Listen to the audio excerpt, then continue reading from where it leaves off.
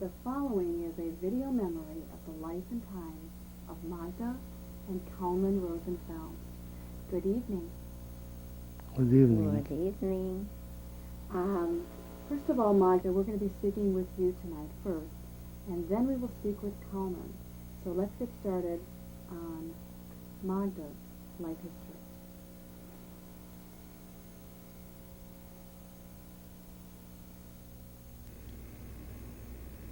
In what city or town were you born? I was born in Hungary, in the capital, in Budapest. And in what city did you grow up? The same? I grew up in a smaller town because my father, when he married my mother, they lived in a smaller town, and I was going there in that certain time. We lived there until I was 14 years old. And after high school, we moved back to Budapest. Do you recall what was the name of that town? That small It town? was Szerencs. It was famous. They had a chocolate factory.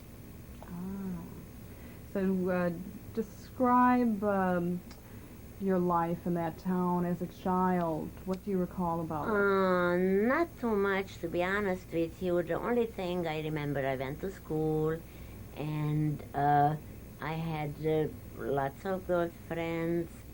I was an only child, and everything was provided for me, and I was spoiled, sort of, because I was pampered, very much so.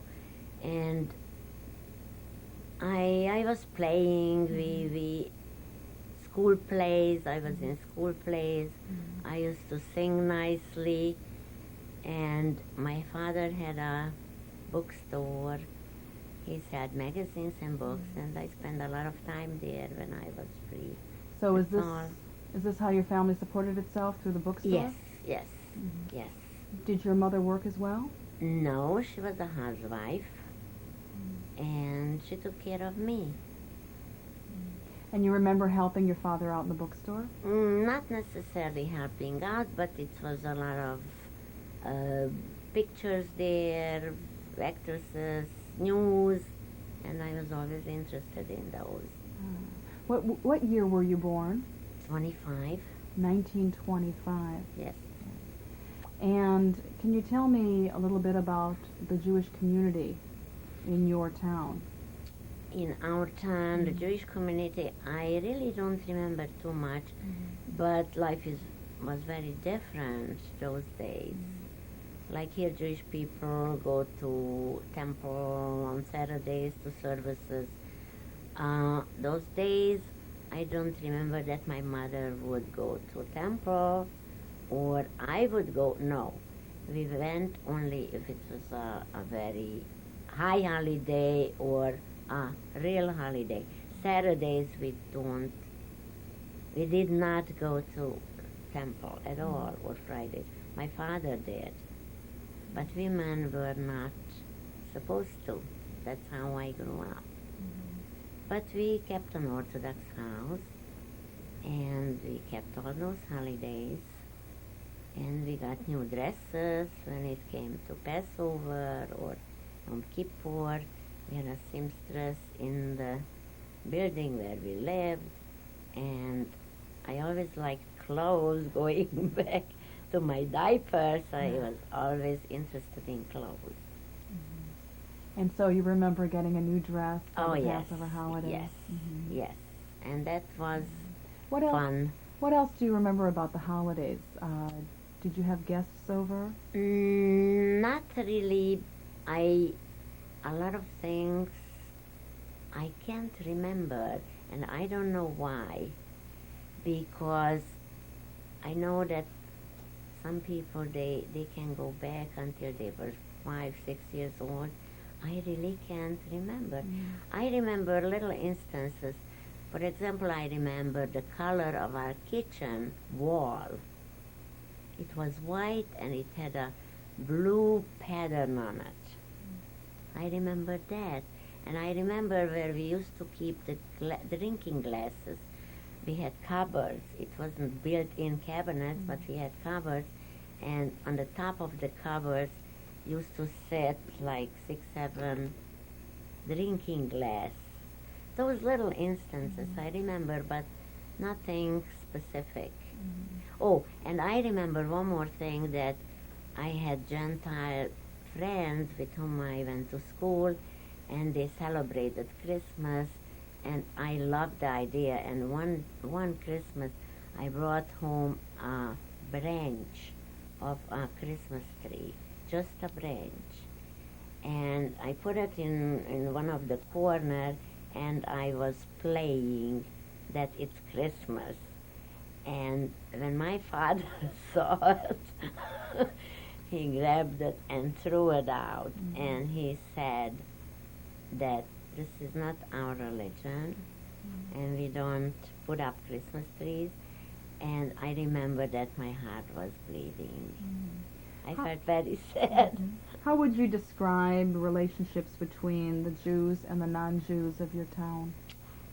I remember that a lot of times when I went to school, some kids used to call me Jew. I had red hair, and they used to yell after me that red-haired Jews are no good. You know, just little things. I didn't have anything to do with those guys, but they picked on me. I don't know. So you attended a public school? Public school, yes. Yes. What about religious education? We had twice a week or so, we had a couple of hours.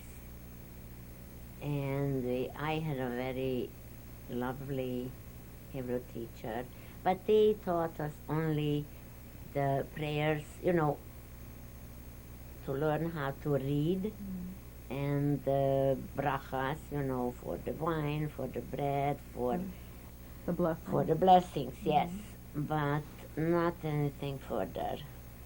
At least I can't remember. But we liked our teacher very much. Did you experience anti-Semitism outside of that school setting? I don't remember. Probably there was, but I was not aware of it. I really can't remember, because I was a young kid. What were your hobbies and interests as a child? Did you belong to any organizations? It was not a very big city, and we just had girlfriends, and we used to put up plays on our own, and we used to sell tickets, but who bought it? The mothers and the sisters or the brothers. We didn't have any audience. We did not belong to organizations. No. But your family, you mentioned your family was religious. Yes, Orthodox. Okay. Orthodox.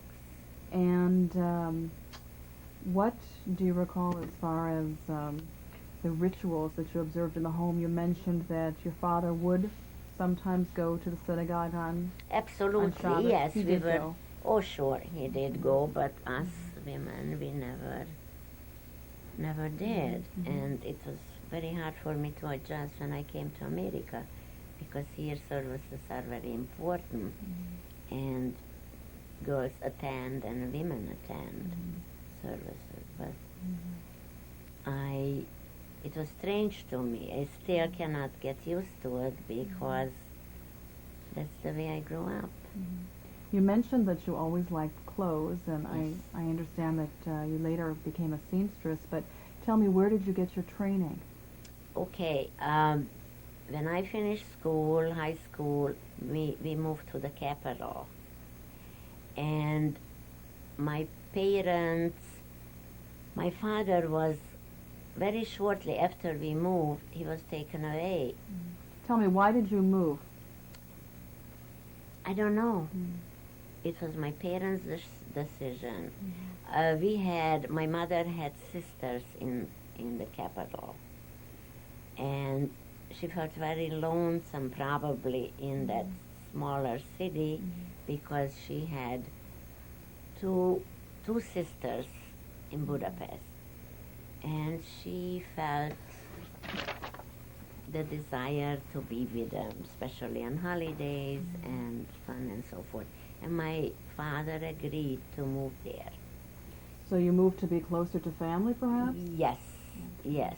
And then our life changed totally because in a big city, it's more opportunity, more friends, more relatives. And the time came when I had to decide what I'm going to do. And I had a desire to study designing.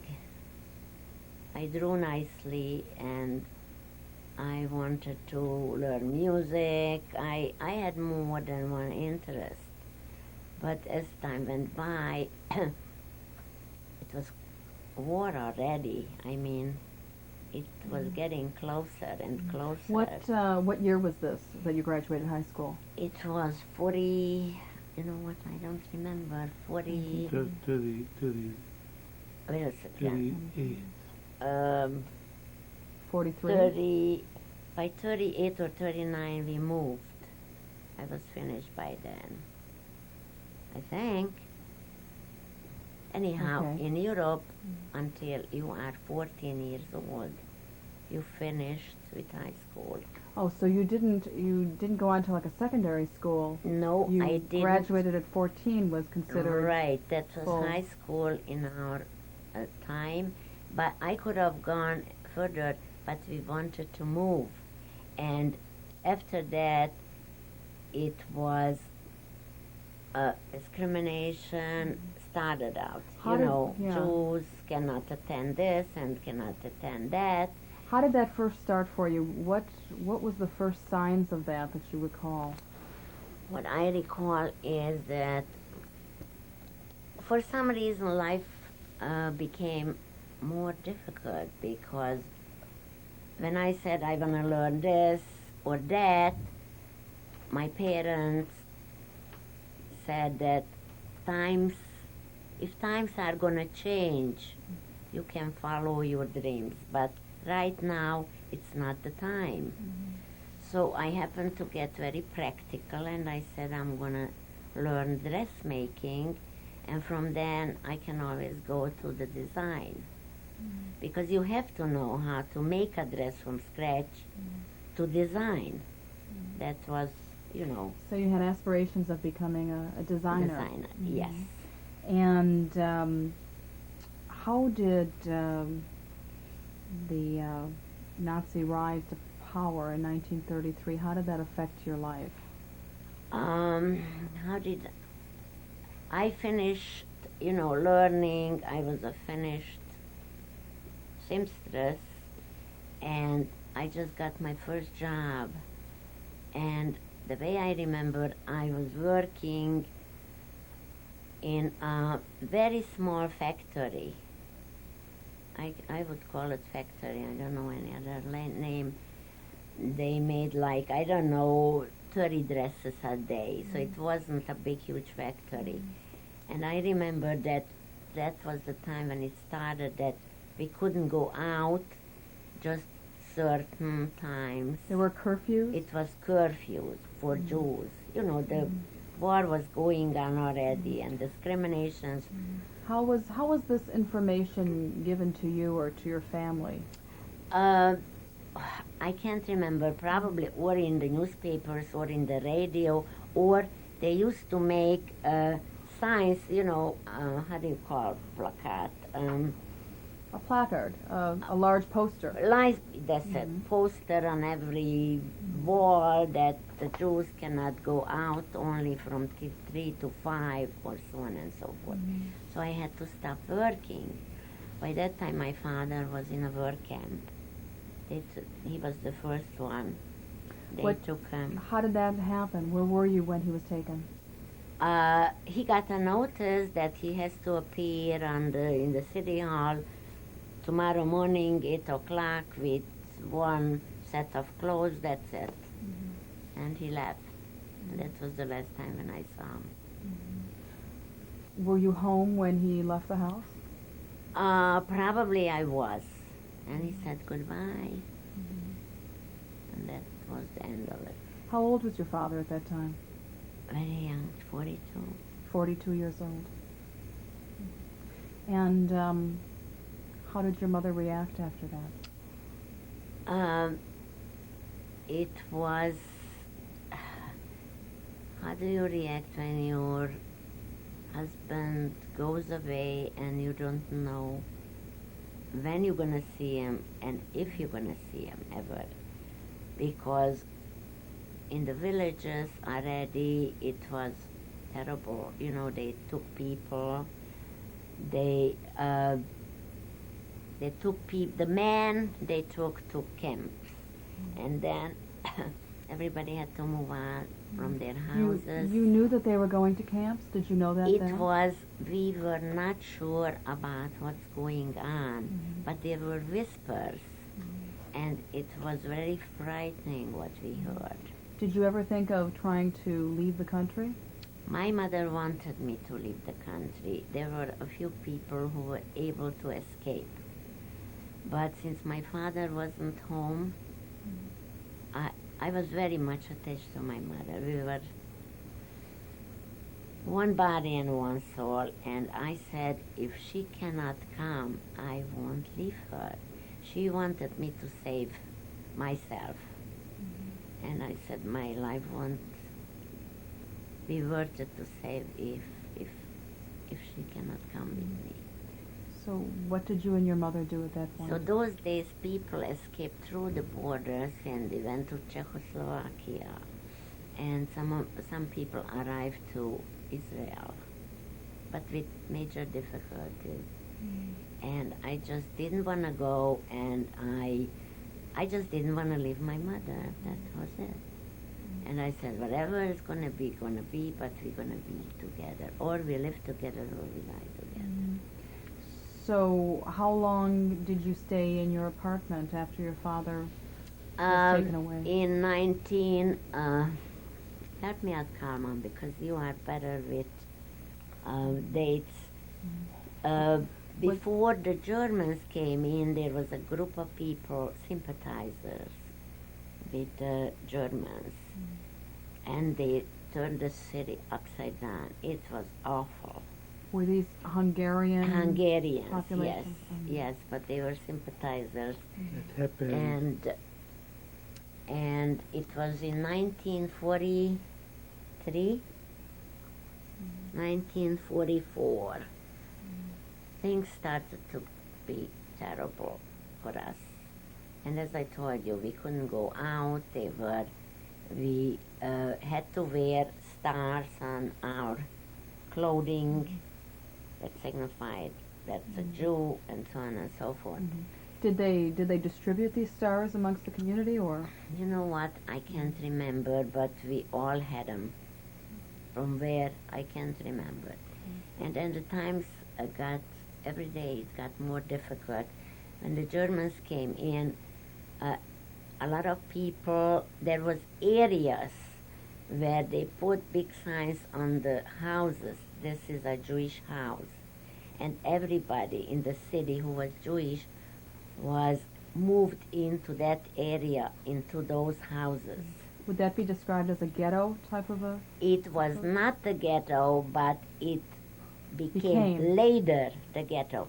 The idea was that the Jews should be in one pile. It shouldn't, they shouldn't be scattered. They should be in one area.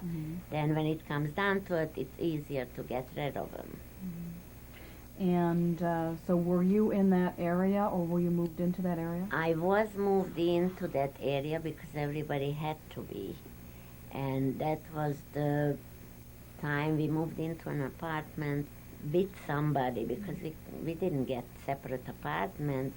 People were like in one apartment there was 3-4 families, and we had to share bathrooms and kitchens. And Tell me about that time. It was you and your mother. yes, it was only me and my mother, and we didn't know nothing about my father. And we were kids, and we didn't take everything very serious. The older generation were more serious. Let's see, in the building there was 6 or 7 young kids, And we played together, we sang together because we were in each other's company day and night. But there was hours in the day when we were considering what's going to be, what's going to happen to us. And by that time they started to shoot, and the Germans were walking on the streets and yelling and shooting and screaming. And we heard that in some houses they went in and just said, you come down, and they just took them away.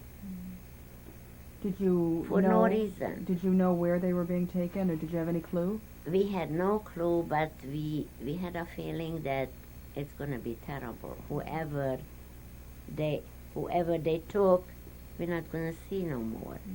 And this is what happened to us, that one day the superintendent yelled up that me and my mother should come down. And I was terrified. I remember I started to cry, and I said, I want to live. I am so young. I don't want to die yet. And my mother was crying with me. By that time, we didn't have any jewelry because the government took away everything. We had to give them away. They came and they would they knock on the door and ask for the jewelry that was No, in the, how did that happen? it was a sign, posters, that every Jew has to, the rings, the wedding rings, the earrings, you have to deliver to the city hall, whatever. So people would actually go and drop off their jewelry? Absolutely, because you can be shot if you don't do it. Anyhow, I remember I had my first earring. In Europe you pierce the children's ear the minute they get born, and you get your first earring. And I had a little ring and those earrings, what I didn't give away. And when they yelled that Magda and her mother has to come down because the Germans are here for you, we thought that's the end of it. So I didn't want to keep my jewelry. I threw it in the toilet. I flushed it down on the toilet. My little ring and my 2 earrings. And we went down, and there was a guy in an SS uniform, and said, you people follow me. With no purse, no coat, no nothing, What time of year was this? That was in the fall. In 44. 1944. And it was at night, late at night. And when we got to the, there are big doors on those apartments, and the superintendent opened up the door, and before we stepped outside, the guy was stepping on my mother's toe, and he said, don't be afraid. You are in good hands. And I didn't know nothing. And we stepped out, and there was my cousin in an SS uniform. So those 2 guys, my cousin couldn't come into the house because he was well known there. But his friend was a total stranger. So he came in, and my cousin was waiting outside. And when we saw those 2 kids, we knew that we are safe.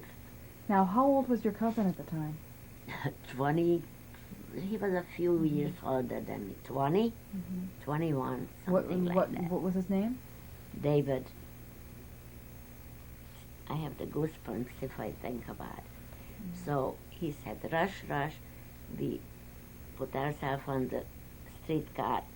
No star. We had to, with no, a person who had a star couldn't get on the streetcar. And without it, you were terrified, because if somebody catches you, they shoot you on the spot. So he took us to Buda. Budapest is 2 cities. The Danube cuts it in half. The Danube River. The Danube River cut right. And one side we lived in Pest, and we was taken to Buda. so that's why it's Budapest. And we were put into an apartment building, an empty one. Gentile people left the big cities because there was no food. So they left the big cities, they went to the surrounding small farms to have what to eat. So this was an empty apartment That building. was a totally empty apartment. It was furnishing in And there. prior to this, you But- were living in an apartment with 3 other families, Right. and now it was your mother Correct. and yourself? Yes, yes. But my cousin told me he cannot stay with us because he can only come every evening to bring us something to eat. We should be very quiet, we shouldn't cough, we shouldn't sneeze, we shouldn't don't flush the toilet, because on both sides the neighbors knew that those people are not here. So you should be very quiet. We lay in bed for 3-4 days, and the bombs were falling all the time. And we were afraid, people went down in the basement to protect themselves. And we were afraid to go down because we didn't live there. We didn't exist. So how come you are in the basement? So after 4 or 5 days, when my cousin came, he brought us food. I said, I cannot take this no longer. Take us someplace, whatever is going to be, whatever is going to happen to us, it will be, but I cannot live like this, and I don't want to live like this. So he took us again up with the streetcar into the sort of a Jewish neighborhood. It was not the ghetto, but it was next to it practically. Was the ghetto that you were previously in, was that at all walled off or fenced off? No, it was was open. just open, but it was signs on it that this is a Jewish house, a big yellow star on it, and that meant only Jews live here. So now this Jewish neighborhood that you then went to describe it. Did not have signage or? Yes. So when we went into the, I don't remember exactly if we went into the building and if he talked to somebody. Anyhow, he made arrangement that I got into a children's home. And my mother was put in a building what had a sign. A Jewish star, shine, but it was called protected building.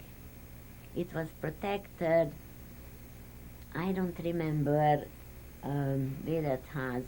It was protected internationally, or I don't know. It had a certain kind of a name that the Germans didn't touch that building unless on the end, they left it. People was living there, and if it would burn, every Jews would have been destroyed. That would have been the last one they touched, because it was an international something. How many children were in this home, approximately? Now, in the home there was under 20, 80, between 80 and 120 kids. And I was an old kid because the limit was 14 years old. But I was skinny, I looked young. And you were how old at this time? I was 18. But you could pass for 14. Yes, because I was very thin, and at that age a lot of people look younger. Who was running this home? I have no idea. I think it was called American Children's Home. Was it members of the Jewish community or members of the Gentile community? No, Jewish community. It was. Definitely, yes. And I was there for 2-3 weeks approximately, and then one day I was told that I have to leave. And my cousin kept on visiting me. And one day when he came, I said, I have to get out of here because I'm too old and the Germans are coming and they double check who is hiding here and who is not. So he took me to the Swedish embassy. He got me a paper Schutzpass. How was that paper furnished? The paper furnished Raoul Wallenberg gave to the Hungarian Jewish community, I don't know how many hundreds of papers, or thousands. And he But was it a was very- businessman in the area, wasn't He was not a businessman. He was a good-hearted person who wanted to save the Jews. You know what? I never read about him, but you can still read about him in the papers, especially in the Jewish news. He saved a lot of people's lives because the Germans respect. In the Germans' eye, that was, if you own that paper, you were not touched.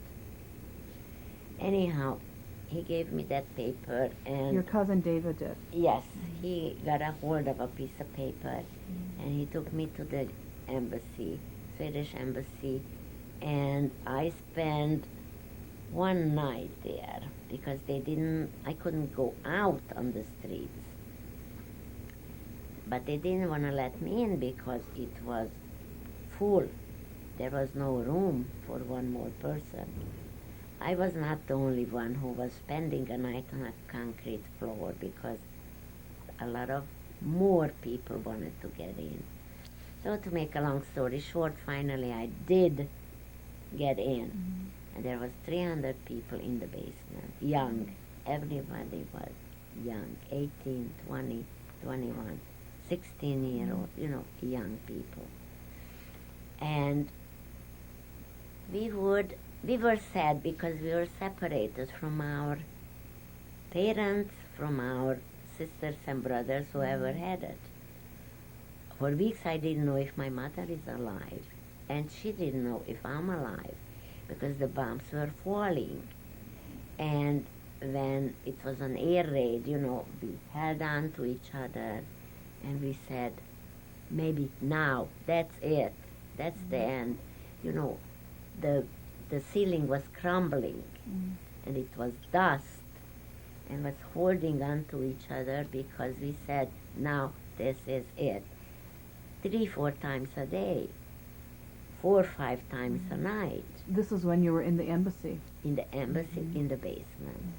We had bunk beds, and on one bunk bed, 3-4 kids were laying together. It didn't matter if it was a boy or a girl, with our clothes on. And in the daytime, if it was quiet, our pastime was killing the lice. And I remember I had a beautiful white scarf, Angora scarf. I don't know if it was mine or if I found it. Anyhow, I laid on that bunk bed and I put that scarf on me, and I felt so elegant. A white Angora scarf. It was that white. And I said, I'm the most elegant girl here. I always liked nice clothes. And I said, I'm so elegant and I have to die. I'm so young and I'm elegant and I have to die. Maybe tomorrow, maybe in an hour. It's gonna all end. So anyhow, we didn't have food, and as I told you, we killed the lice. We were scratching each other's backs and circumstances, the surroundings was awful. You were in a basement area, is what In you a described? basement area, 300 people on bunk beds. But one day we got the word the Russians are here. We are free. We kept on pushing each other out the door, up. And we couldn't open our eyes because we were used to the dark. And by that time it was snow outside. It was January or February or so. And it was How long do you think you were in the basement area? 3 months. 3 months. Did you ever come up out of the basement No. to get some air? No. You were we down? were not supposed to show our faces. That was a secret, that in the embassy, in the basement, there were people. So It 3 was- months you were indoors Yes. in the basement Yes, with this group of maybe 300. absolutely. And when we So, went yeah, tell me. out and we couldn't open up our eyes, it was like you put needles in your eyes because the light It's blinding. blinding. Then we didn't know where to go. I remember I started to walk with somebody. I said, I have to go home and see if I have a home because the bombs were falling. We didn't know which building collapsed or which didn't. What was it like on the outside when you came out? You said it was snowing.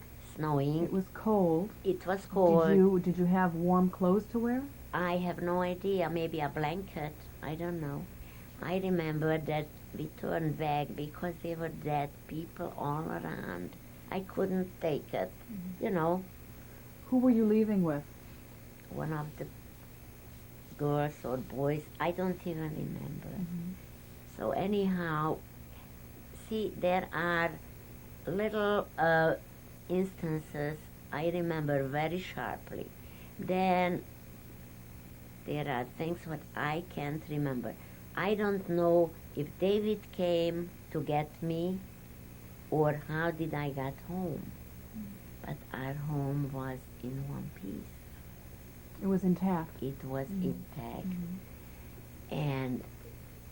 But before we get home, we couldn't leave right away because we had no place and with nobody. There was no streetcars. I was very far from my home. We couldn't walk because, as I said, you stepped on dead bodies. And an hour later, we went back in the basement. An hour later, we heard that the Germans are back. They are pushing out the Russians because the Russians liberated us. And they were still fighting.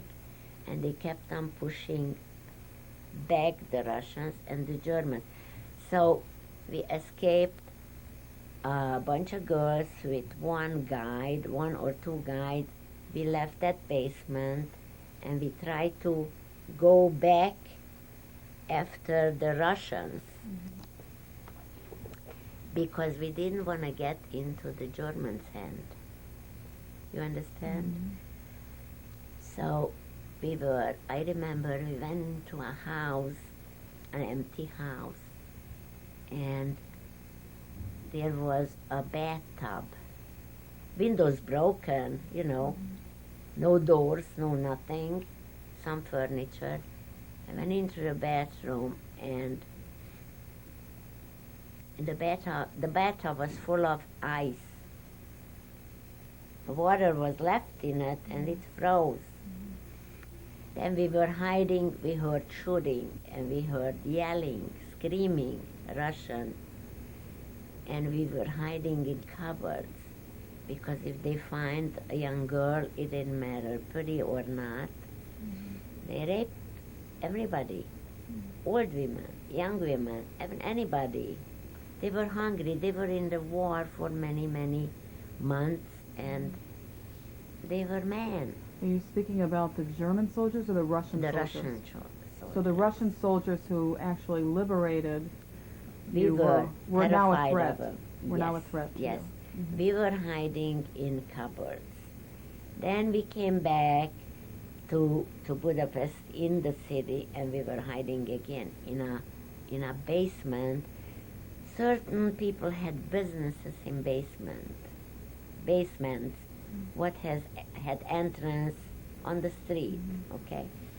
We were hiding there. Anyhow, after a while, I got home. I think David came and got me, and my mom, when we saw each other, it was a reunion I never forget. But we didn't have nothing to eat. Tell me, where had your mother been while My you were at the mother, children's home? as I said, there were certain houses whom was some kind of an international. And that's where your mother had been My staying? mother was staying there, but she didn't know about me. Once we got word from each other through David, my cousin. But toward the end, there was nobody who went out because it was constant bombing. And the sirens and the ambulances and shooting, you know. And So your mother found her way back to yes, the to apartment. the apartment, to our original Original apartment. And we were happy to be alive, but still we didn't know about my father. And basically that was it. When That's did you how I survived. When did you hear about your father? We never heard about my father. It was much, much later when people started to come back, when the war was over. There was a person who heard it from a witness that my father was liberated by the Americans in Gunskirchen. That's a German city. And when the Americans liberated those camps, they gave food for the people. They were starving, they were hungry. And my husband, my father got diarrhea and a lot of dysentery. Yeah, a lot of people died from that. So Do you know what camp he was in prior to that? Nothing, because we never find anybody who knew him in person. We just find people who said from that area people were in that area in Germany. So that person who told us about my father said that somebody saw him in Gunskirchen. That was all what I know. And tell me about your life, your rebuilding of your life. My life was, then you know what, it was terrible. The city was in shambles. Everything, you had to start from scratch, everything. And I started to work, but I didn't make a lot of money because I was a beginner. Was this as a seamstress? Yes. But I started to work, and I said, I have to support us. I have to help. My mother did not work, but we had family, and they helped us. My mother had family in the city. Other than your father, are you aware of any other extended family members who did not come back? Oh, everybody was killed. Everybody. Because they lived in the villages, not in the capital. And we were liberated. We were lucky in the capital because the Germans kept on losing the war. So they didn't have the time to eliminate us because it was the very end of the war. But they took care of everybody in the villages. I had a grandfather, I had a grandmother, I had uncles, I had cousins. They were all killed. Even in the surrounding of Budapest, one of the area. I had uncle, aunt, 3 cousins, two survived. That was one of David, who saved me, and his brother. And they live in Israel. What is From that David's family, everybody died. What is David's full name? His last name? David's full name is Klein. David Klein. David Klein. And he lives in Holon, in Israel. Did he go to Israel right after the end of the war? Or Yes, he did. And by the way, I want to mention that friend of his who came to get us, that poor guy was taken to the Danube and one shot in the head. A few days later, they caught him. Was this after he had helped you escape? Yes. You know, it was very easy because they pulled on their pants, the boys, and he was circumcised. They knew right away that he is a Jew. They worked for the underground, you know, and they took him to the river and And how old? He was a young man, 21, 22? 20. That's right. So it was terrible times, and nobody knew. All my girlfriends were taken to Bergen-Belsen. One of my girlfriends came back, and I barely recognized her. She was bald. We used to go to the Jewish community center because there was a list after the war who survived, who is coming home, and we were searching the names because we wanted to find somebody from our, you know, or family or friends or acquaintances, and people arrived in those stripy uniforms, skin and bones. We couldn't recognize nobody, just by the name. Did you spend any time talking with the girlfriend, the girl from school? Yes, we did, and they all wanted to forget. They lived through hell. And we had a very hard time because after we were free, sort of free, you know, it was the communists took over after a while. And right after the war, there was nothing to eat to start with because everything was ruined, you know. And David took us to a little small village because the villagers, they always had a chicken or something, you know, to eat. And we were there for 3-4 months. And that's how we survived. When it came to food, you know, we didn't have nothing to eat.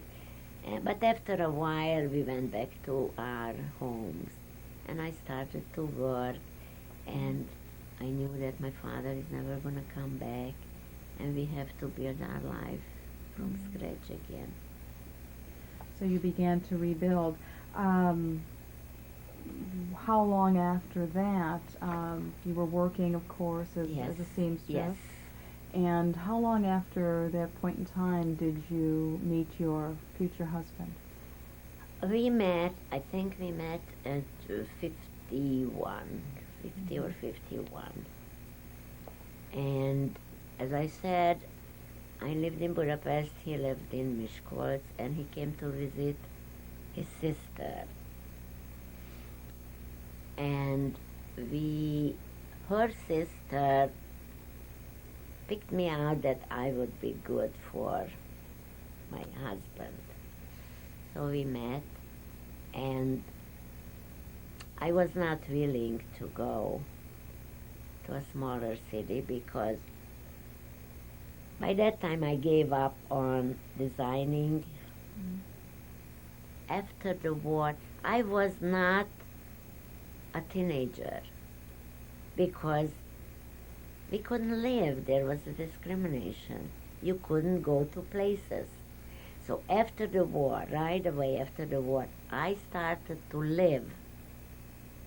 When I was 21, I started to live a 16-year-old life. I started to look around. There are boys. We went to dances. We went to organizations. I went to the Zionist organization. There was youngsters. We were dreaming about going to Israel. I woke up and I started to live.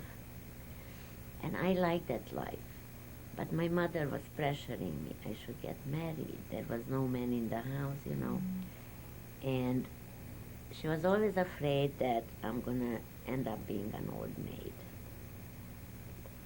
Anyhow, we met Kalman, and I just couldn't decide to leave my mother and leave the city, because my trade tied me to a city. And so it was back and forth, yes and no, yes and no. He wanted me to go and live with them down there. But it took me 2 years until we finally decided, let's get married. Do you remember the first time that you met, or do you have any special remembrances of the time you spent together? We didn't spend too much time together because, as I said, he lived in a different city, but he came to Budapest. I remember our first date. We went to a theater. A theater for your first date? Theater, yes, live theater.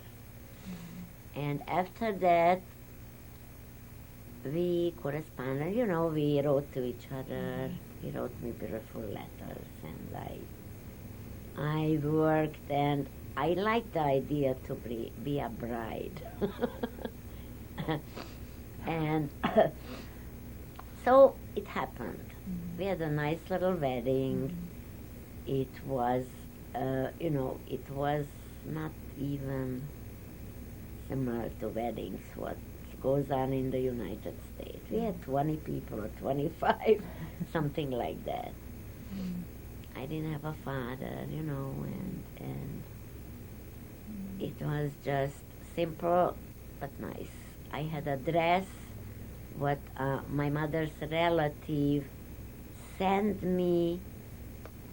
us beautiful gown from America. Ah. Yes. And we have our wedding pictures, and from then on. Kalman, can you tell me when and where were you born? I born in Hungary, city in Miskolc. Is the second big city after the Budapest. Miskolc, and this is the second largest city in Hungary. And is this where you grew up? Yes. You did. Okay. I'm born 1920. 1920. January 17. January 17th, 1920. Okay. And can you describe the community in which you grew up in? It was a large city? What Large city. what types of institutions or religious organizations were Yes, involved in the city? over there is about 100,000 people. 100,000.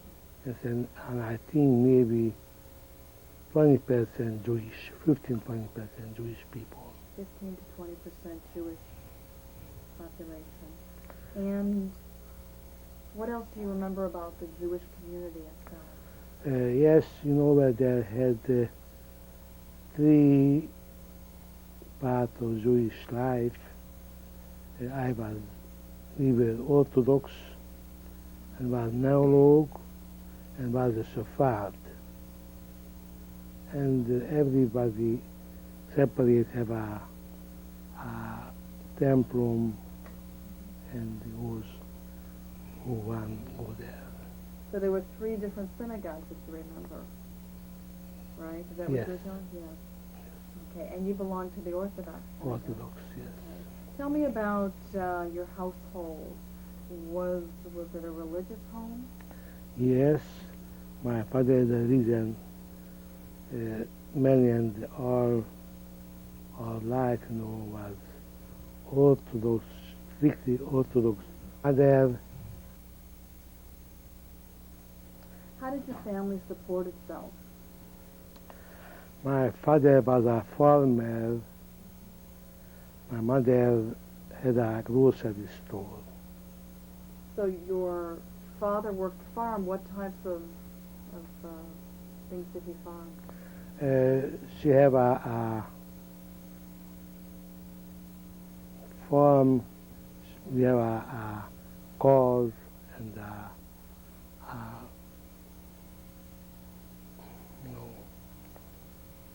and The dairy farm. You had cows. You sold yes, milk. yes, yes. And my father have a grape yard, A graveyard, like a vineyard. yes, and have many tree. Then he grow the fruit. Do you remember helping your father on the farm? Yes, helping, and we go there every Sunday or the weekend. Like we go praying, Did you have certain chores that you had to do? Certain jobs that you did on the farm? I don't go too much in the farm, and we go most of the time the graveyard, In the vineyard. What did you do there? What was your job? Sometimes we go there Friday evening by bike. Did you ride your bike? Yes. And the graveyard was 5 kilometers. That is, I go by bike, maybe 20, 30 minutes. I am there. And, we summertime we go there because, first of all, we go like watching the grave, nobody touch it, Ah, so you were kind of guarding them. And, have a guard the whole place, but, the who do that not stay one place all the time, that is, you go there and the people knows we are there, you don't want steal something, So you kept a watchful eye Yes. on the vineyard. Tell me about your home life. First of all, you said you lived with your mother and your father. What about grandparents? I know only my father, my mother, mother, I know her. I don't know any grandfather. I don't know my father's grandmother because that time they have died and I born. Mm-hmm. But you remember your mother's mother, your grandmother. Yes. Did she live nearby? She live in the city, and we go there every week.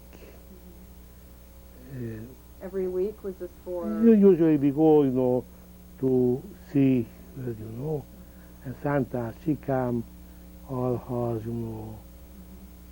What? Tell me about what type of ritual, Jewish observance in the home.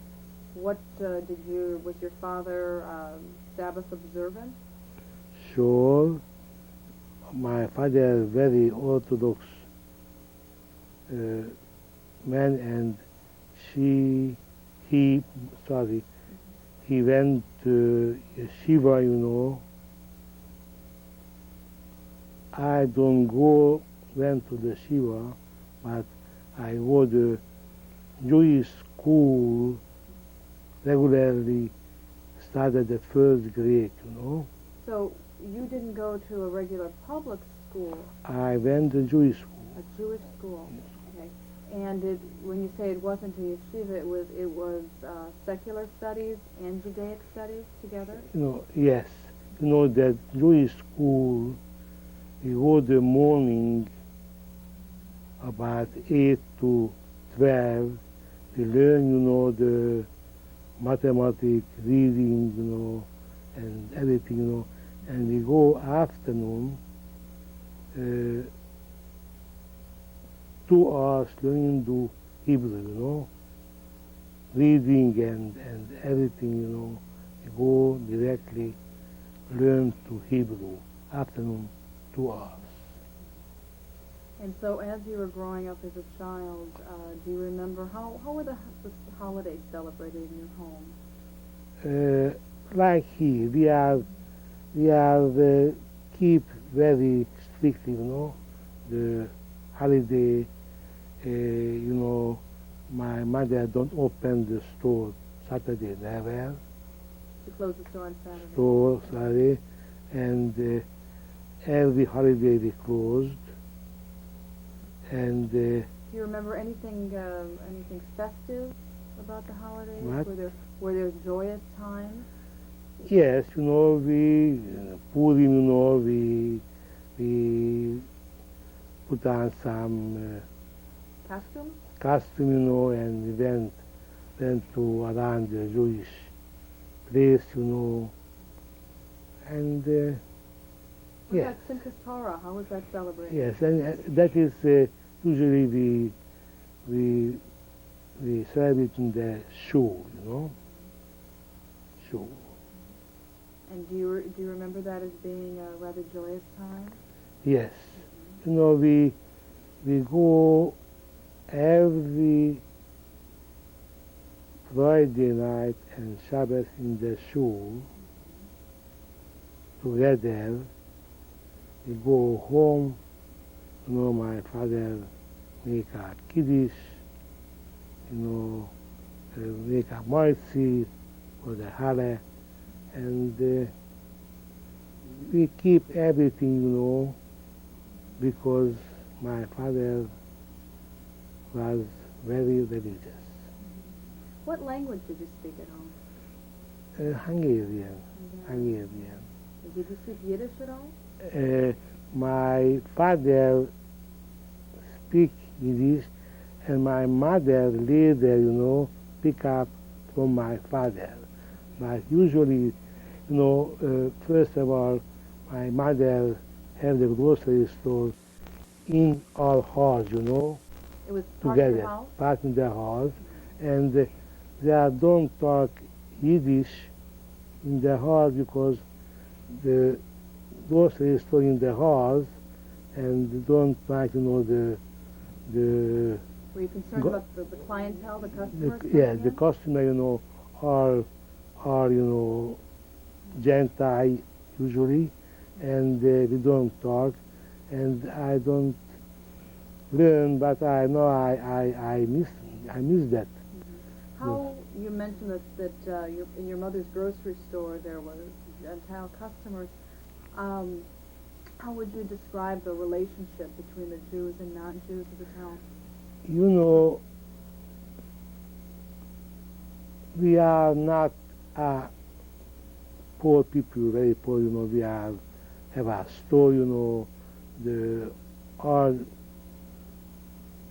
90% customer is Gentile, And how did you get along? What was the relationship like?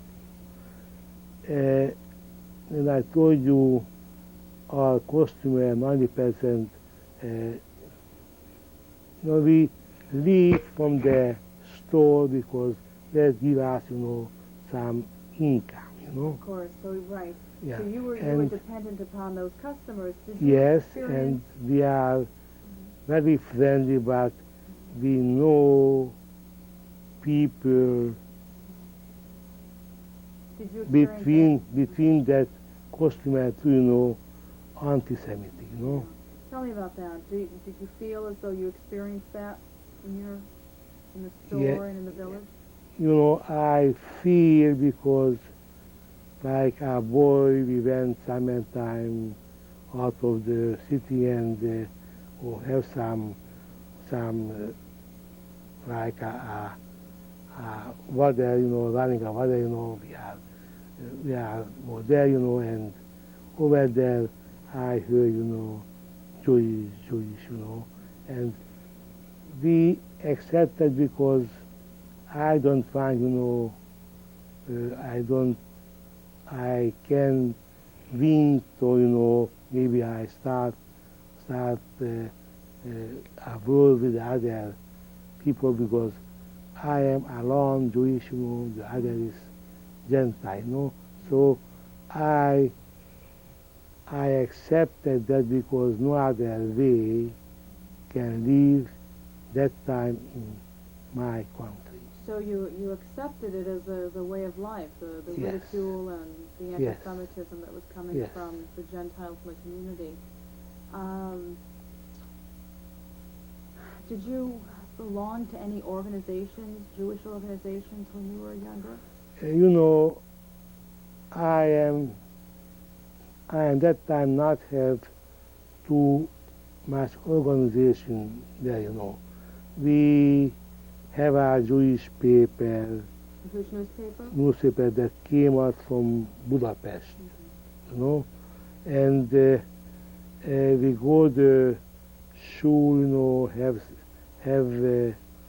sometimes have some speaker out of town, so we have the Jewish life and we know everything, and just we feel we are Jewish people, not the Gentile, and we have to accept that because we get the money from their people. You worked hard for that, but you had to rely upon them to make a living. Yes.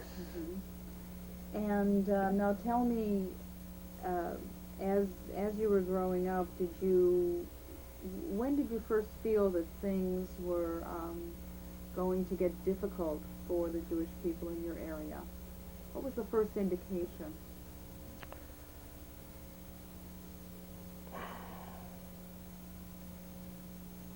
And then they started the war, 1939. How did life change after 1939? September. That time, is growing up the anti-Semitic feedback, and we feel day and days, is growing because Hungary belonging to the German side, and but that time in Hungary, if I don't know, you know or not, before was Hungary, Austro-Hungarian Confederation. There was a confederation? Yes. Of Austria and Hungary? Yes. And after this, the first World War, World War I, yeah. the one, that time we are separated to Austria alone. And we had a head, the name was Nicholas Horthy. And who was that? He was the president of Hungary at the time? Yes. And that not a good for the people, but not too bad either.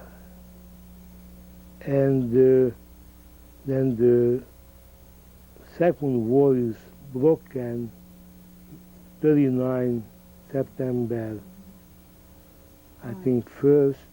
September 1st, First. 1939. What do you recall about your life and how it might have changed? Did your parents, did you hear talk in the home as to things becoming more difficult? What was some of those? So that is, I told you, we are lucky because Hungary was the last The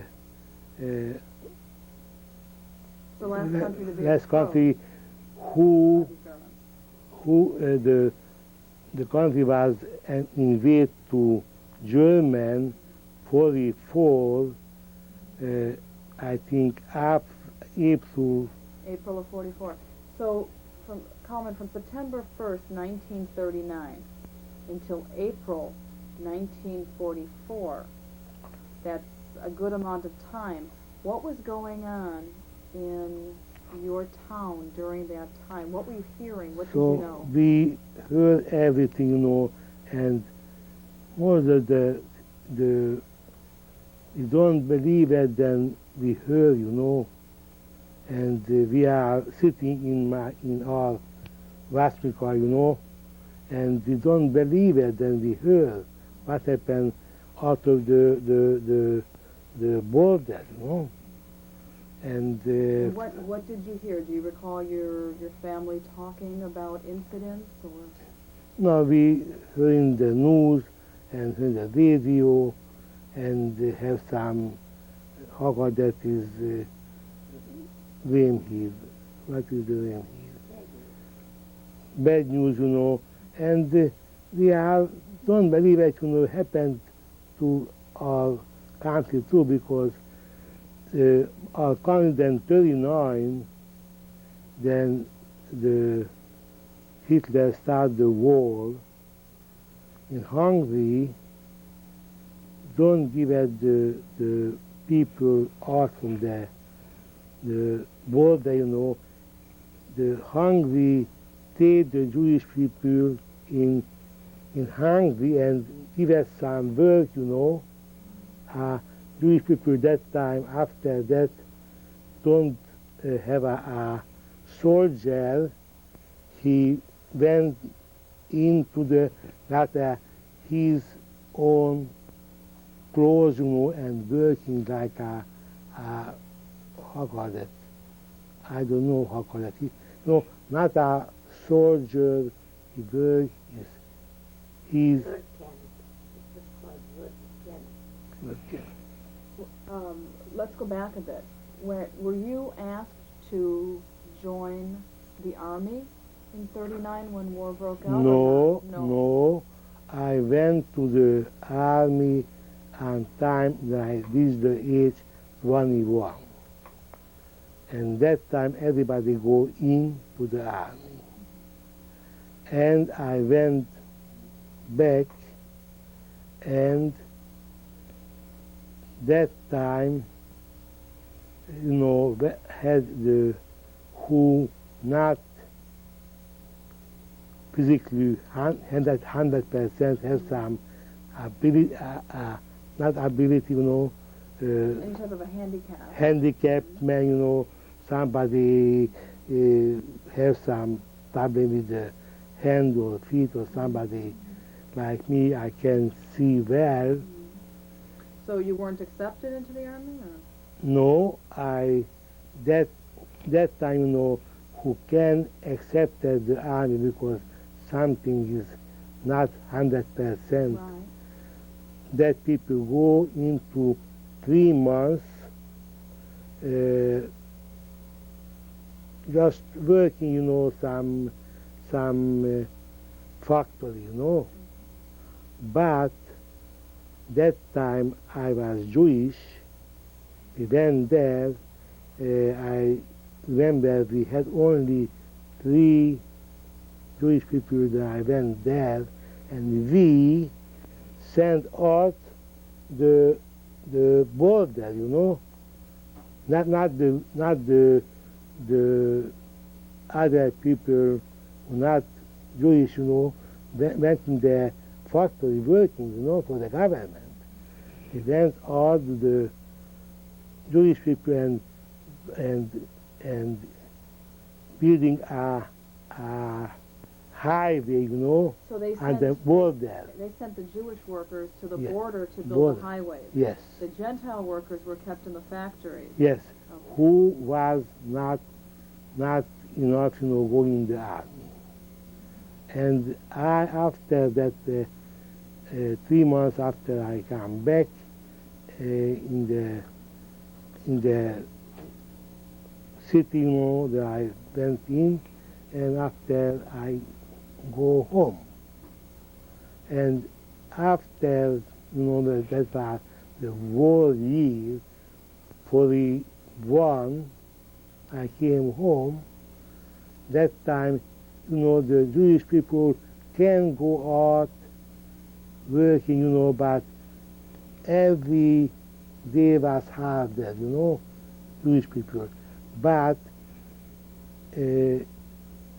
for me, I go back every year in the army, and I went back, and after I go home because I not fit, then go out to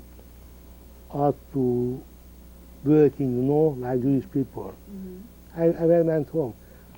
Can I think about my family? Yes. Okay. My family was 9 people. 3 girls, 6 male. And we are all working with our hands, you know. We are not how call that. So one brother made, you know, have a house, a window, putting the glasses in the window, you know. Learn that, you know. Glass. What was his name, that brother? That was Lajos. Leos. Lajos. And the other brother went with a salesman, you know. And the third one. Wait, Okay. let's talk about the names Okay, of yeah, your siblings. Okay. So there was Leos, who was your oldest brother. Oldest brother. Okay. And then your the next brother. Next brother, Imre. Imre. What did he do? He was a salesman. Sales. Salesman, yes. And after the Geza, Lenke. Lenke, my girl, had 3 girls. The first was the oldest, Olga, and I oldest. All right, well, we'll get to the girls in a moment. Let's continue on with the boys. So, the third oldest boy was Geza. He was a poster. and upholsterer. And then we had After then you was came. me, Right. and after was Ivan. What did Ivan like to do? Ivan was he fixed the bike. He worked with mechanical Yes. bicycles, is that? Yes. And then there was Paul. Paul was a smart boy. He was that time about 60s or 5, I don't know. And have a last was a girl named Noemi. Noemi? Yes. Okay. Well, let's talk. There were 3 girls. Olga was the first. Yes. The next was after Imre, Lenke. Okay. And Naomi. Now, did the girls, did they learn a trade, or did they have any particular interest? No, the Olga was married 1930. 1930? 30. She was the And- oldest child, so she Yes, would have been married oldest. for a while. Okay. and his husband was a baker. His name was Andor Rotman, and he opened a bakery. And now there's a story about Andra Rothman, oldest husband. Yes. Did the family help him get started in the bakery business? No, we started with the money, and he and my sister working in the store. His husband is working in the bakery, and he has some helper, But was it the custom that the family would try to help the young married couple? Sure, yes.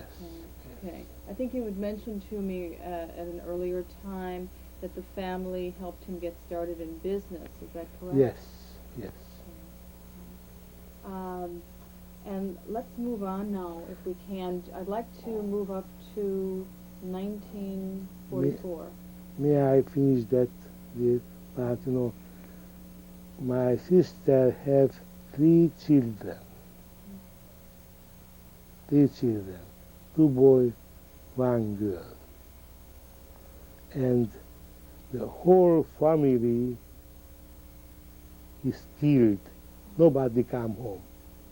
So Olga and Andra Rothman and their 3 children. Yes. Tell me about what you know of how that happened. After we are discovered, he put in the how called it? You said after you were discovered. Let's go back a bit then. Did you go into hiding? No, I at home all the time, but every year I go into the army, but after he examined me, and so I am not. They examined you and Yes. decided you went, okay. Yes, and I went home. Okay. But 44, March 15, I think, the German come in my country, At that time, the country was occupied, and right away was a bad time for the Jewish people. And my mother's store is closed, and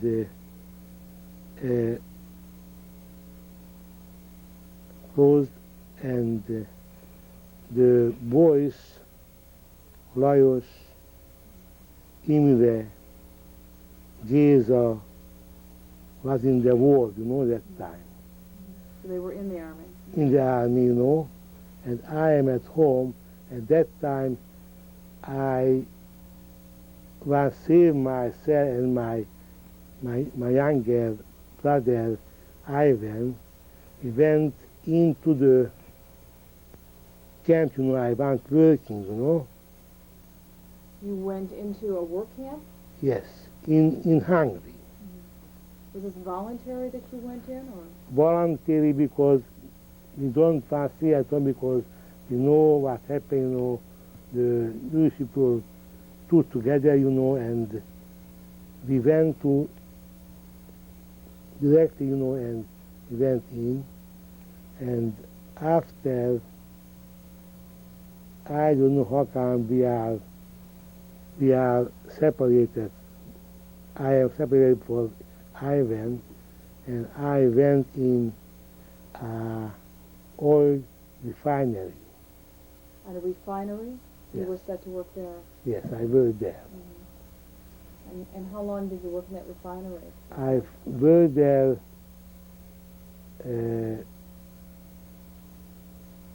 about 44 October, November. And that time, and after the German occupied Hungary in 44 March, the cabinet was hungry, hungry people. And but it's too than the Germany told. But after that,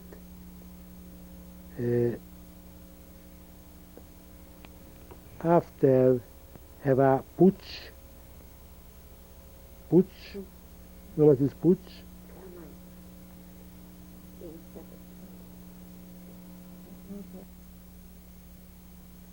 Did you have contact with your family when you were in the work camp? Yes, later. I will tell when.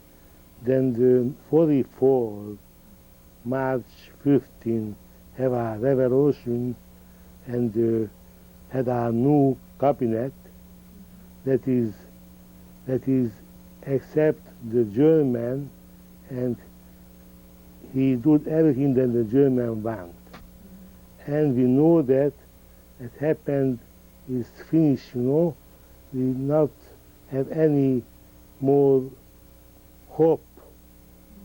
And I work in the oil refinery, and we heard that, and after a couple of people is run away, but I heard that they are kept, Did you think about running away at all? No, because I am a handicapped, I can do that. And after the German was pushed, When they were overthrown? The Hungarian government yes, was overthrown? Or after the German was pushed with the Russian soldier, and we are go further for the Hungary border, other border, And that time I met with my two brothers. He came back from the front. That was Lajos and Géza. Imre, I knew from the Red Cross, he was kept in the Russian. In where? In the kept in the Russia, In Russia. Was he in a camp in Russia? No. He working someplace, and he went through the border, and he gave up and he told I'm Jewish, and he was there. That we got a letter from the Red Cross. From the Red Cross? Yes, about 43. And we know he's alive, somewhere. So the mail was still flowing through in 43, and in 44, though, I assume you didn't get, the mail wasn't coming through because you were in a state of war. Hungary was then invaded by Germany. So yes. Up until 43, you had contact, and then what happened? We don't contact with my brother from the Soviet, but we got a letter. A notice, from the Red Cross. My brother is there, alive. All right. So that was the only contact you had was this letter from the Red Cross. Yes. Okay.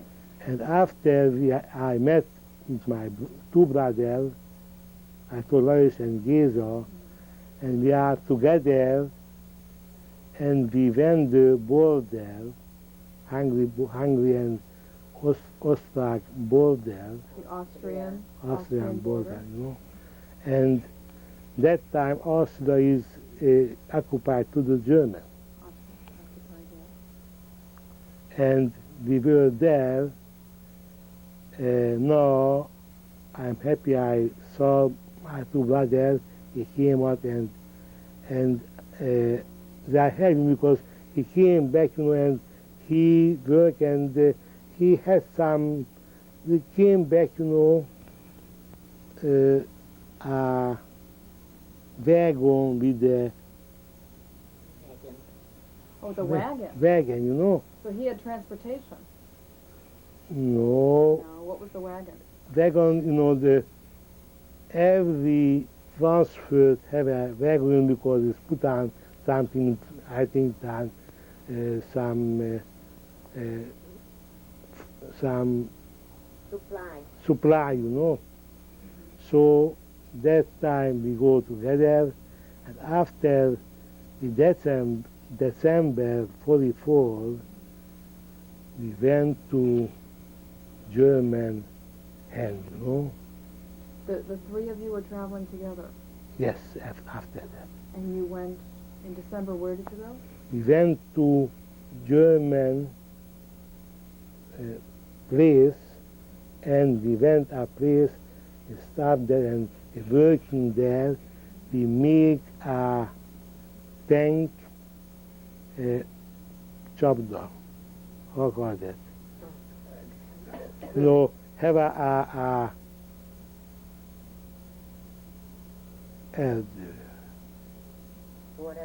have a forest, make a big hole,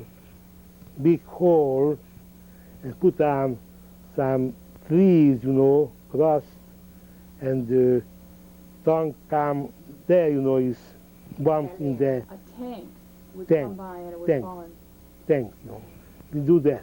So, but you were doing that. I understand it was. I understand what. But you were doing that on behalf of. Of the German commando. You were doing that too. But was this part of like a Jewish resistance effort? Were you working to somehow to defeat the Germans? Not defeat. We have the German. We were the German occupation. Right, but you weren't helping or assisting. I happy because I have to. Oh, Because you were helping. Okay, so you were forced into this position. I am forced, and we have to do it because otherwise, poof, poof. So you had no choice. No choice. And that time we got a regular meal like a soldier, We work, but we have a German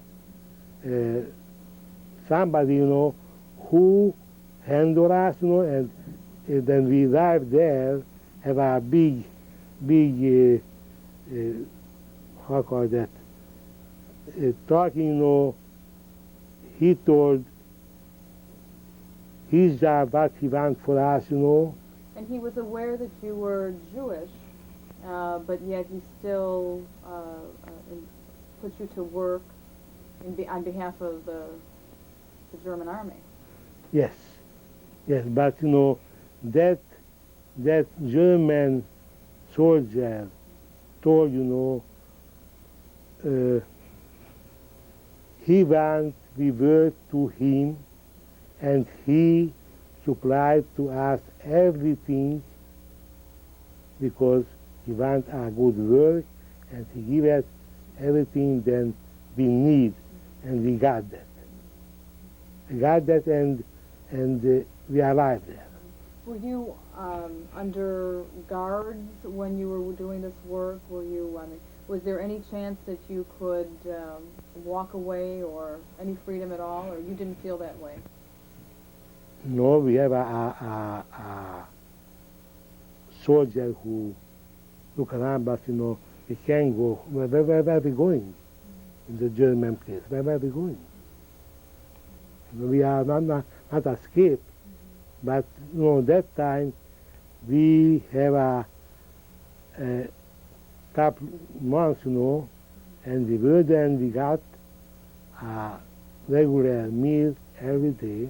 And what took place? What did you hear about in the next couple of months? January, February, March of 1945. So that is, we were there after we stopped. We heard the German, the Soviets push the German over, and we can't work anymore because the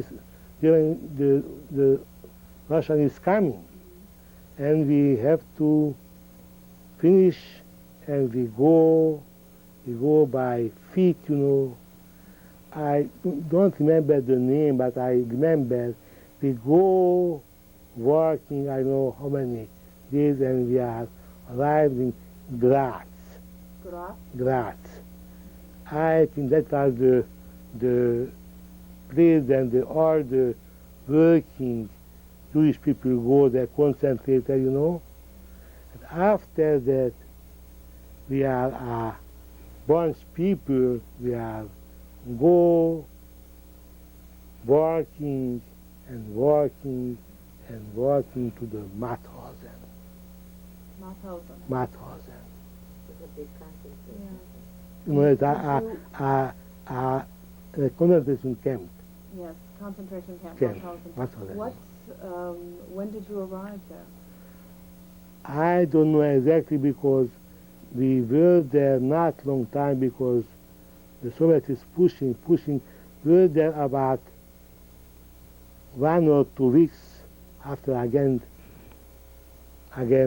go further, and They had you moving because the Soviet is pushing, coming, and we go further, other place. We walking and don't get too much food there, and we are throw away everything almost because we can go easier. And we arrive Gulskinhen, and we go there in the forest, have a couple place, we go there, and we over there was a place that is with some food only, and we go there, we sit down or belonging, and we sit there. We got a day something, some soup or something, I don't know. Food, and every morning the people died beside me or other, every day the people take off, and die, and we saw that, and we are not afraid for the bomb, we want, bomb is falling in my head, and a couple, maybe 1 2 weeks, I don't know, it's more than. We heard that something happened, So all the German disappeared from the camp. Just disappeared. Yes. They just The walked camp. away or ran away. Yes. And that time, my 2 brothers was a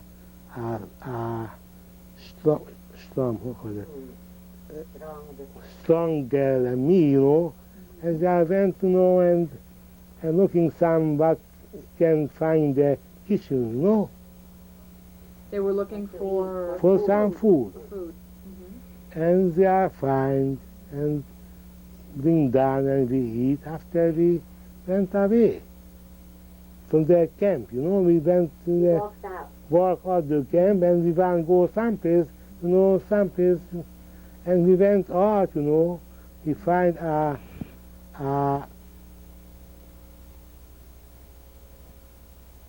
big magazine, a big house,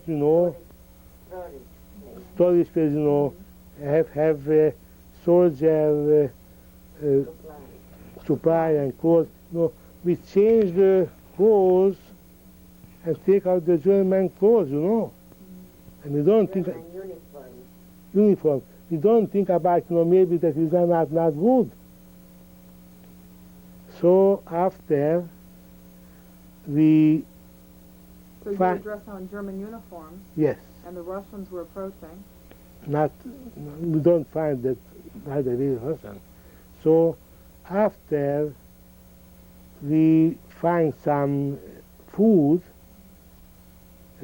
some macaroni, we go in there some house and we cooked. My brother Geza was a cook, and we eat, and what happened after that? We eat, after we go someplace, a village, we find some farm, we went there and we told the farmer, we are Jewish, we came to camp, we want to stay in your place someplace, and we got a place there, have a farm, and we were there a couple of days, and my Geza brother is cooking every day, After a couple of days, we are not feel well. We went in the, not far from the city or something, we went to the doctor, And I don't know who went whose, and I went, I think we go together, I don't remember because that was we are sick. And we went there, we got a what's we call barometer. Thermometer, and put in there, and the doctor looking, the nurse, and have a fever, we stay there. And I stay there in my Lajos brother, What is that? I stay there with my brother Lajos. Your brother, Lajos? Lajos.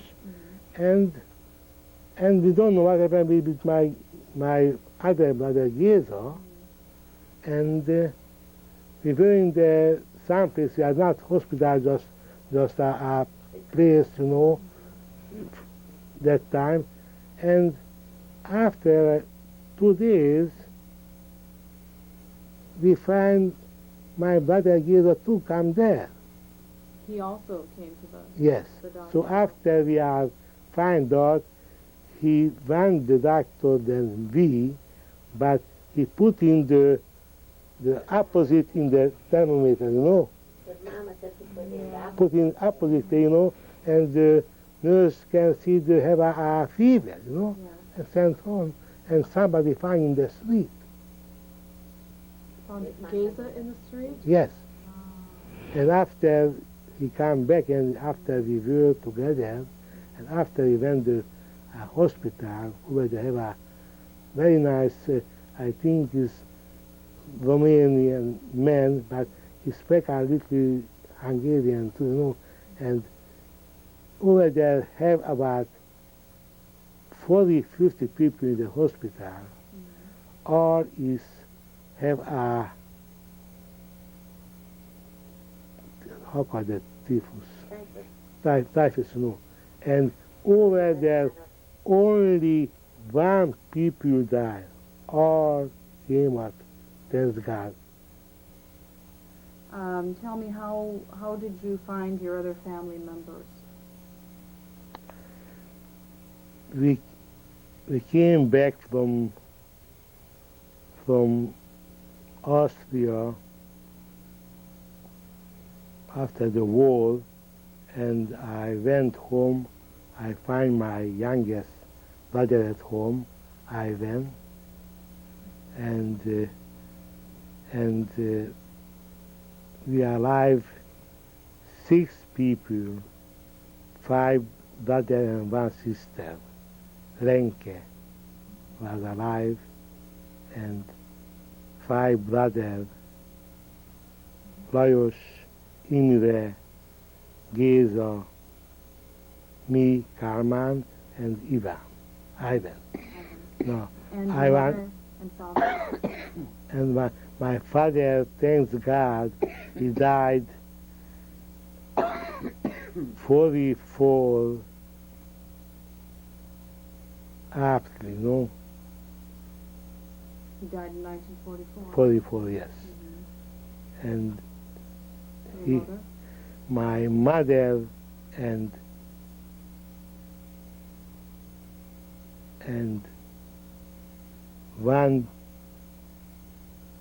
one small brother and one small girl, and my oldest sister. Whole families don't come back, and my brother was her wife and one girl and don't come back. 10 people is died in my family. 10 family 10 members. family members. Paris. Yes. I want to ask you now to tell me about your life after the war, and I especially want you to tell me about meeting your future bride. That's me.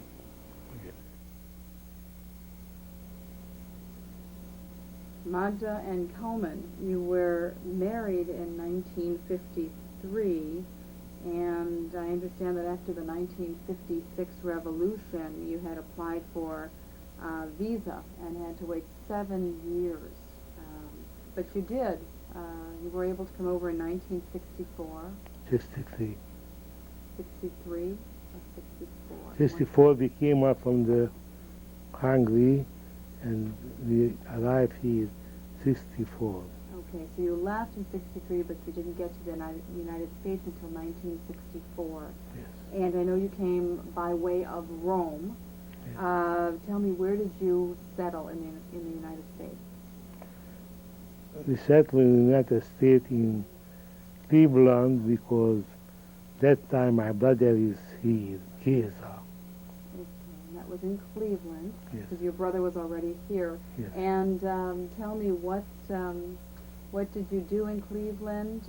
How did you make a living? And then Magda, I'd like you to tell me about the children and when they came along. Okay, I arrived in the United States 1964, June 2nd. And I don't get a job, not because I can't speak English. I not see well, and Jewish Vocation Service take me many places, and they don't want where I can't see well. But you were hired by... After a year almost, I don't do nothing. I accepted for the Mount Sinai Hospital. I work in the laundry. People who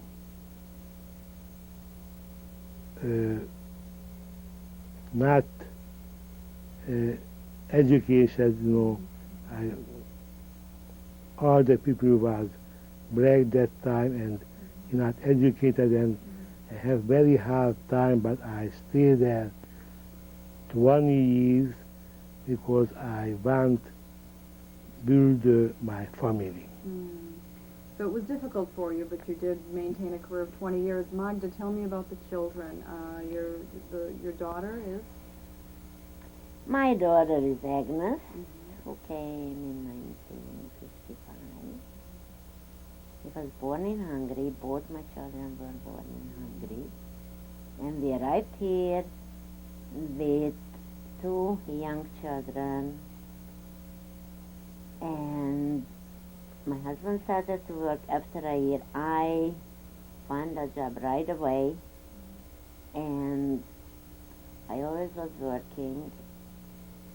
And I didn't have a problem because I was a talented worker. I mean, I had no problem. My only problem was that I always worked about 5 years in every place, and then they went out of business. Now, and then Thomas came along. Thomas Thomas was alive when we arrived here. We put him into nursery school, and Aggie went to public school in the neighborhood. We had not too much problem. My husband was home, and those days my mother left Hungary. She went to Israel before we came to the United States. 7 years before she left. And we brought her home, back to America. After we were here about a year, we brought her here. So she was some kind of a help in the house with the children. She lived with you? She lived with us. I had a job, and after my job, I went to my second job, and I worked every night until 3 o'clock, because I promised my husband. He was very scared to leave the country, because after the war, everything settled, and we made a living. I mean, we didn't have too much problems, except it was communism. And we left the country with my promise that I'm going to help to make a living. But let's go because of the children. We wanted to raise the children in a free country where we can practice our religion. That was our goal. It's interesting that then your daughter grew up and became a rebbitzin, married a rabbi, and your Yes. son is also leading an observant lifestyle in Israel. Absolutely. Let me ask the both of you, as we close our interview tonight, is there something, some words of wisdom, some philosophy that has guided you that you would like to pass on to your children, your grandchildren? Any thoughts that you'd like to share with us now? Kalman? Yes, Well, what I would like to say is that we practically sacrifice our life because of the children. We wanted to raise them in a free country where they can practice yeah. the religion, what we were planted in them. And thank God we are happy because they are all standing on their own feet. They married wonderful people, and we have wonderful grandchildren, and we are very, very proud of them. That's lovely. And we want to enjoy our old age together with the grandchildren. I have a good life in Hungary. I was a storekeeper from the government, manager. And I came here not because I want live better or higher standard, Just I came here because I want my children, children grow up to know the Jewish faith, and I get that. I am very happy. I am here, and children find his or her ways. I am happy. I work hard here, but I have I don't work for nothing. Have my own house, and children have our education. I am very happy. important things. So we accomplished We our came out. goal. We are accomplished, we reached our goal. Then we came here. Well, thank you very much, both of you, for sharing with us tonight. Thank you. And thank Thank you. you.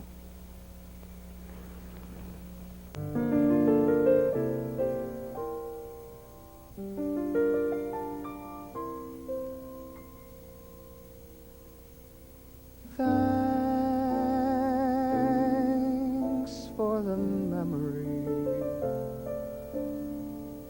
of candlelight and wine, castles on the Rhine, the Parthenon and moments on the Hudson River line. How lovely it was. Thanks for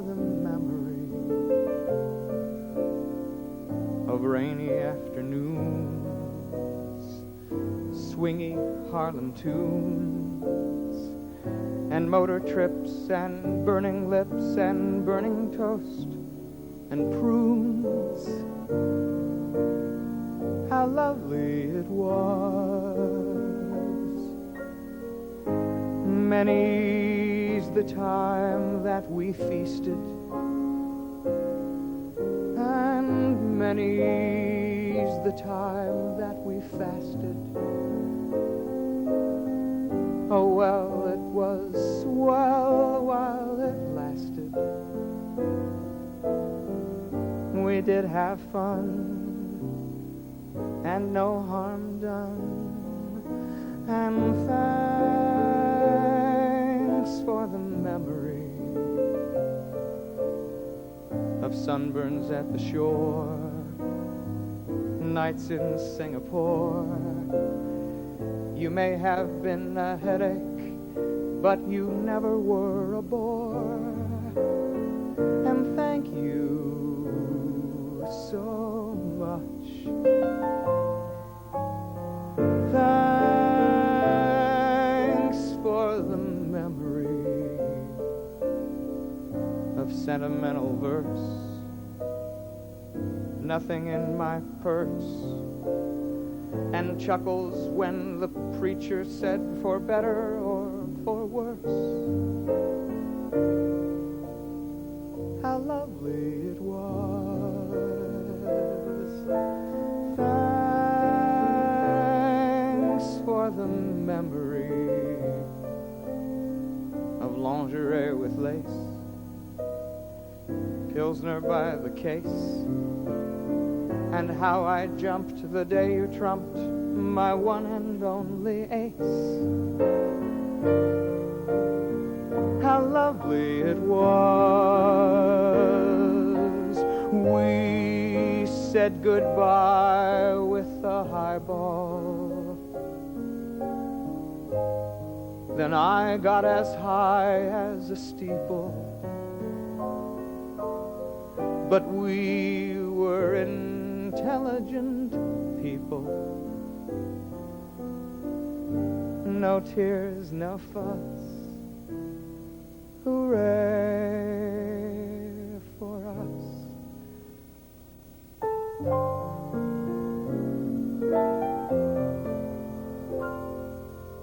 And strictly entre nous, darling, how are you? And how are all those little dreams that never did come true? Awfully glad I met you. Cheerio and toodaloo.